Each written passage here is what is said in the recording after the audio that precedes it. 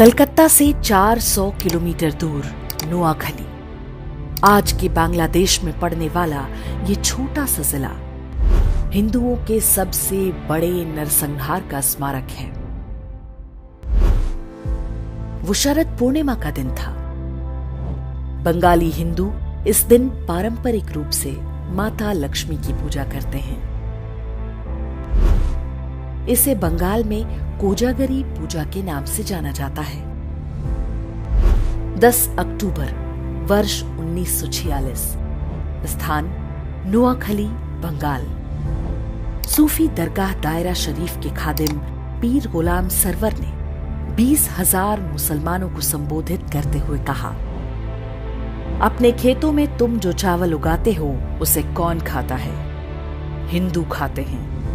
हिंदुओं की औरतें सुंदर क्यों होती हैं? क्योंकि उन्हें अच्छा खाना मिलता है। हमारी औरतें बीमार पड़ती हैं तो उन्हें अपने हाथों से कौन टटोलता है? हिंदू डॉक्टर। सामने नाराए तकबीर, अल्लाहू अकबर चिल्लाती हजारों मुसलमानों की भीड़ थी। कसम खाई गई कि नोआखली में हर काफिर और कुफ्र के हर निशान को मिटा दिया जाएगा। बिल्कुल वैसे ही जैसे लगभग 2 महीने पहले कलकत्ता में डायरेक्ट एक्शन डे के नाम से हुआ था। कलकत्ता की ही तरह हाथों में चाकू और गंडासे लिए जिहादी भीड़ ने चुन चुन कर हिंदू पुरुषों को मारना और हिंदू महिलाओं से बलात्कार शुरू कर दिया। हिंदुओं की दुकानों और मकानों में आग लगाया जाने लगा। हिंदुओं से कह दिया गया था कि जिंदा रहना है तो उन्हें इस्लाम कबूलना होगा। जस्टिस जीडी खोसला ने भारत के विभाजन पर अपनी पुस्तक स्टर्न रेकनिंग में लिखा है, भीड़ ने नारायणपुर के जमींदार सुरेंद्र नाथ बोस के मकान पर हमला बोला। वे परिवार के साथ छत पर चले गए। दंगाइयों ने घर में आग लगा दी। घर जलने लगा तो सुरेंद्र बाबू ने छत से छलांग लगा दी। वे दंगाइयों के सामने ही गिरे। उन्मादी मुसलमानों ने उनके शरीर के टुकड़े टुकड़े कर डाले और उनका कटा हुआ सिर पास में ही खड़े पीर गुलाम सरवर को भेंट किया। ऐसा नहीं है कि नोआखली के हिंदुओं ने प्रतिरोध नहीं किया। हिंदू महासभा के नेता और वकील राजेंद्र लाल रॉय चौधरी ने लोगों को संगठित करके संघर्ष का प्रयास किया, लेकिन वे सफल नहीं हो पाए। उनके घर को भी जला दिया गया। मजहबी दंगाई राजेंद्र लाल रॉय चौधरी को अपने साथ ले गए। बाद में उनका कटा हुआ सिर सूफी गुलाम सरवर को पेश किया गया। उनकी 2 बेटियों को मौलवियों ने आपस में बांट लिया। कलकत्ता में डायरेक्ट एक्शन डे के विरोध में गोपाल पाठा ने हथियार उठाया था। उनका प्रतिरोध सफल रहा था क्योंकि कलकत्ता में हिंदुओं की जनसंख्या अधिक थी, जबकि नोआखली में हिंदू मात्र 20% थे, जबकि मुसलमान 80% थे। तब जो नोआखली में हुआ वो आज हम कश्मीर से लेकर केरल और कैराना तक में आए दिन देखते हैं। 10 अक्टूबर 1946 को शुरू हुआ ये हिंदू नरसंहार चलता रहा और बाकी देश में किसी को कुछ भी पता नहीं चलने पाया। 15 अक्टूबर को नोआखली नरसंहार की सूचना दिल्ली पहुंची। 17 अक्टूबर को गांधी जी ने प्रतिक्रिया देते हुए कहा, हिंदू महिलाओं को मरने की कला सीखनी होगी। बलात्कारी के सामने झुकने से अच्छा है कि वे अपने हाथों से अपना गला घोंटकर या जीभ दांतों में दबाकर मर जाएं। गांधी के इस असंवेदनशील बयान से पूरे देश में हिंदुओं में कड़ी प्रतिक्रिया हुई।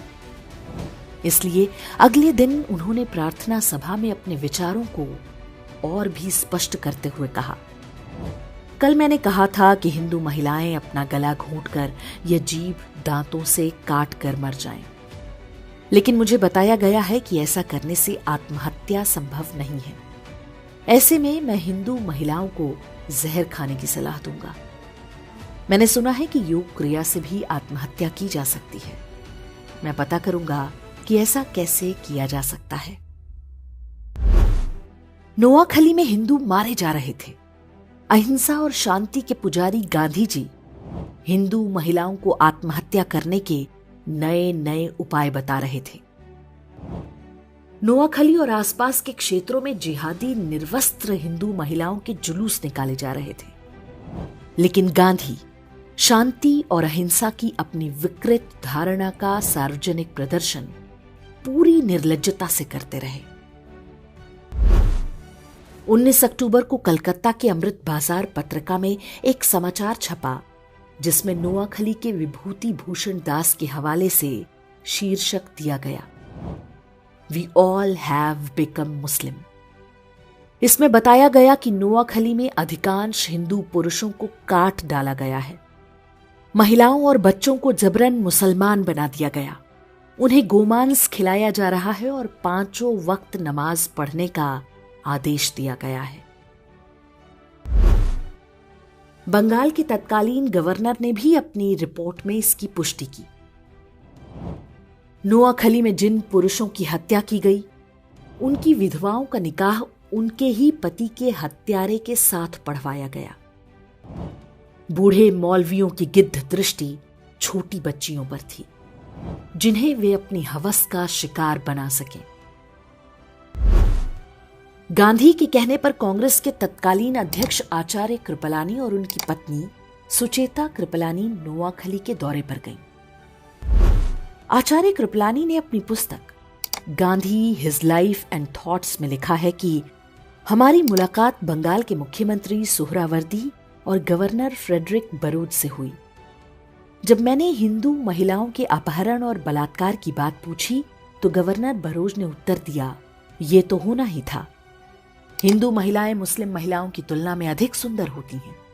मेरा मन किया कि मैं उन्हें वहीं पर पीट दूं, लेकिन मैंने खुद को रोक लिया। सुचेता कृपलानी ने कुछ हिंदू महिलाओं को बचाकर राहत कैंपों तक लाने में सफलता पाई। पीर गुलाम सरवर हुसैनी इस बात से इतना भड़क गया कि उसने फतवा जारी करके कहा कि जो भी सुचेता कृपलानी के साथ बलात्कार करेगा उसे गाजी की उपाधि दी जाएगी। इसका परिणाम हुआ कि सुचेता कृपलानी हर समय अपने साथ जहर का कैप्सूल रखा करती थी। नोआखली नरसंहार शुरू होने के पूरे 1 महीने बाद गांधी ने वहां का दौरा किया। वे सबसे पहले पास के तिपरा नाम के स्थान पर गए। यहां दंगा पीड़ित हिंदुओं के लिए राहत शिविर चला रही सुचेता कृपलानी के साथ गांधी की मुलाकात हुई। उनके काम से खुश होने के बजाय गांधी जी ने सुचेता कृपलानी से कहा कि कैंप में रह रही हिंदू महिलाओं को निशुल्क खाना ना दिया जाए, बदले में उनसे काम कराया जाए। गांधी जी ने सुचेता कृपलानी को यह निर्देश भी दिया कि वे इन हिंदू महिलाओं से कहें कि वे वापस अपने गांव में जाकर मुसलमानों के साथ मिलजुल कर रहें, चाहे उनकी जान ही क्यों ना चली जाए। नाथूराम गोडसे और उनके मित्र नारायण आप्टे भी तब नोआखली गए थे। वहां पर वे राहत कैंपों में रह रहे हिंदुओं की सेवा करते थे। गोडसे और आप्टे ने वहां जो कुछ देखा और गांधी की बातें सुनी, ये कहना गलत नहीं होगा कि वही आगे चलकर गांधी की हत्या का कारण बना होगा।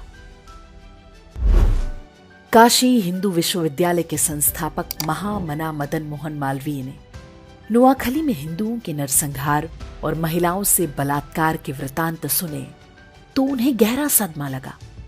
इसी कारण 12 नवंबर 1946 को उनका निधन हो गया। स्वतंत्रता के बाद बंगाल के पहले मुख्यमंत्री बने प्रफुल्ल चंद्र घोष ने अपनी पुस्तक Gandhi as I saw him में लिखा है, गांधी जी ने एक युवा से पूछा कि नोआखली में हिंदुओं और मुसलमानों की जनसंख्या का अनुपात क्या है। युवा ने उत्तर दिया, हिंदू 20% हैं और मुसलमान 80%। गांधी जी ने पूछा, जमीनें किस अनुपात में हैं?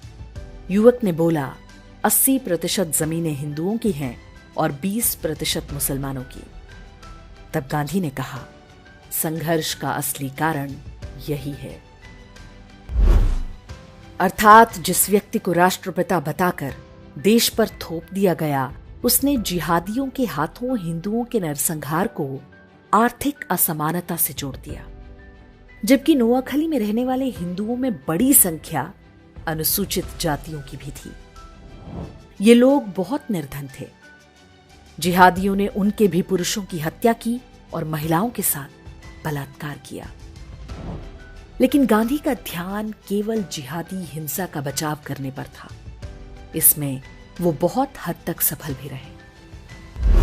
स्कूली इतिहास की पुस्तकों में भी नोआखली नरसंहार को अमीर और गरीब के संघर्ष की तरह दिखाया जाता है। आज भी देश में अधिकांश लोग नहीं जानते कि नोआखली में क्या हुआ था और कैसे। वही हत्यारी मानसिकता आज भी देश भर में फल फूल रही है। 15 अगस्त 1947 को देश स्वतंत्र हो गया। बंटवारे में नोआखली पूर्वी पाकिस्तान के हिस्से में चला गया। वहां पर हिंदुओं का नरसंहार जारी रहा। अब तो कोई रोकने टोकने वाला नहीं था। आधिकारिक आंकड़ों के अनुसार इस नरसंहार में 5000 हिंदुओं की हत्या हुई। हालांकि दावा किया जाता है कि वास्तविक संख्या 50,000 से कम नहीं होगी। वर्ष 1946 में नोआखली में लगभग 4 लाख हिंदू रहते थे। उनमें से 95% को बलपूर्वक इस्लाम कबूल करना पड़ा। शरद पूर्णिमा या कोजागरी के दिन माता लक्ष्मी के 8 रूपों की पूजा की जाती है। इन्हें अष्टलक्ष्मी कहते हैं। इनमें से एक रूप वीर लक्ष्मी का है। इस रूप में माता धन धान्य के साथ अपने हाथों में चक्र, गदा और धनुष बाण भी धारण करती हैं। ये संदेश है कि धन तभी तक सुरक्षित है जब हाथों में शस्त्र और शास्त्र दोनों हों। शस्त्र केवल पूजने के लिए नहीं, प्रयोग के लिए है।